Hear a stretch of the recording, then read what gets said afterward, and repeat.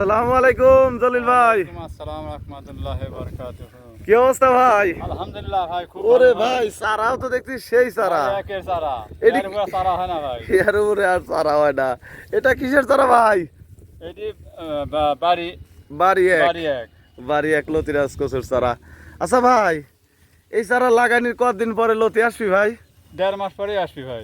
1.5 মাস পরেই লতি আসবে। এই যে লতিটা চেহারাটা দেখেন। লতির চেহারা দেখেন, চারাতে কিন্তু কিরকম চেহারা হয়েছে।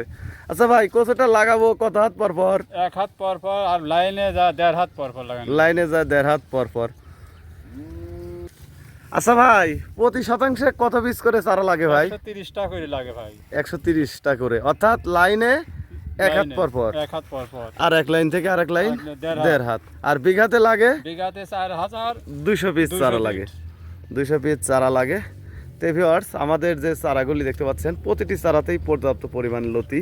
আমরা পাইকারি বাংলাদেশের প্রতিটি জেলায় এই চারাগুলি সেল দিচ্ছি। আপনারা যদি লতিরাজ কচুর চারা সংরক্ষণ করতে চান, স্ক্রিনে দেওয়া নাম্বারে যোগাযোগ করবেন। আর ভিডিওটি অবশ্যই একটি লাইক শেয়ার করবেন। আসসালামু আলাইকুম।